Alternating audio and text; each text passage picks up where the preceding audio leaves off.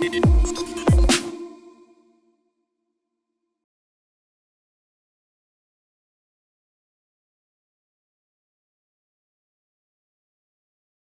crois qu'elle n'est pas spécifique, je pense à un problème des démocraties occidentales en général, mais elle est plus aiguë en Europe centrale-orientale à cause d'une certaine superficialité du système démocratique, du modèle démocratique qui a été créé récemment, mais qui n'a pas pu s'implanter profondément et qui arrive aussi après 40 ans de destruction massive, je dirais, de tout ce qui fait le fondement d'une véritable démocratie. Société civile, le sens d'engagement civique, le courage de s'exprimer. C'est des pays qui sont passés aussi par un choc de transformation en très peu d'années, et ce choc de transformation a créé aussi un certain nombre d'éléments aggravants.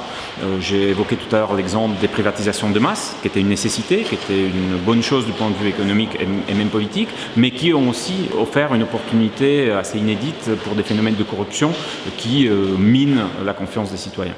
Donc non, c'est pas spécifique, mais ça a pris des formes spécifiques et sans doute en moyenne plus graves que ce qu'on peut constater en Europe occidentale, même si en Europe occidentale aussi il y a des écarts extrêmement importants. C'est extrêmement variable d'un pays à l'autre. Déjà, historiquement, la société civile slovaque a connu ses heures de gloire dans les années 90, lorsqu'elle a fait fléchir un régime qui commençait à avoir des tendances autoritaires, le gouvernement Mečiar. Aujourd'hui, effectivement, vous avez évoqué un exemple roumain qui est assez encourageant. On voit une envie des citoyens de ne pas se laisser faire, d'influencer d'une manière pacifique et très constructive. Mais on pourrait parler aussi des manifestations en Pologne.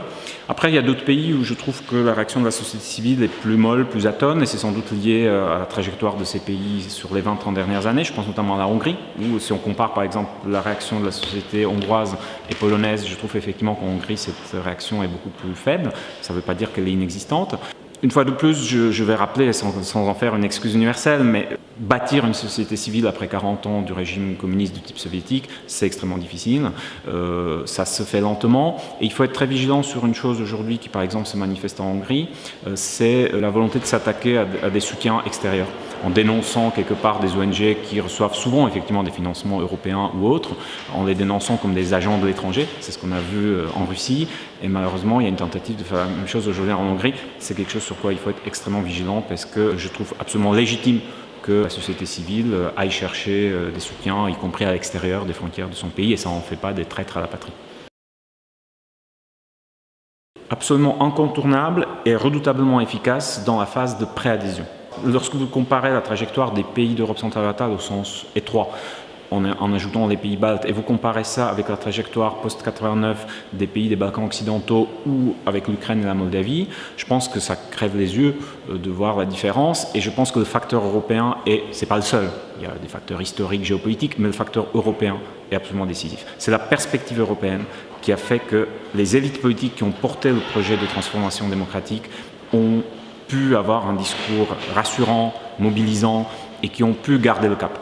Je pense que sans cette pression et en même temps incitation européenne, il y avait un côté carotte et le bâton dans ce processus. C'est ce processus-là qui était redoutablement efficace. Il a eu aussi ses inconvénients.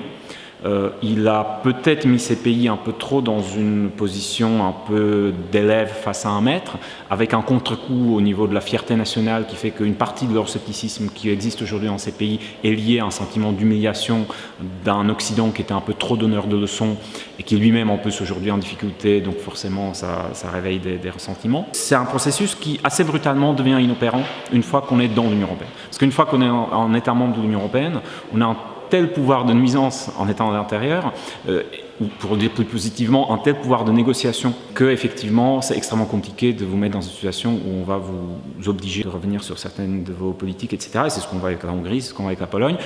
Je pense qu'il faut que l'Union européenne soit extrêmement intelligente dans sa façon de traiter ça, c'est-à-dire ne pas céder, rappeler des principes, là où juridiquement c'est possible, attaquer, mais ne pas succomber dans un discours trop global, trop général, d'une espèce de condamnation. Il faut faire ça avec intelligence, avec une certaine fermeté, mais aussi en respectant le fait que c'est un pays partenaire, c'est un des États membres qu'il faut respecter, avec lequel il faut avancer, et donc éviter tout ce qui peut le braquer, tout ce qui peut le mettre dans un coin, parce que c'est pas comme ça qu'on obligera, sauf si un pays effectivement franchissait toutes les lignes rouges et devenait une dictature incontestable, ce qui n'est pas le cas aujourd'hui ni de la Pologne ni de la Hongrie.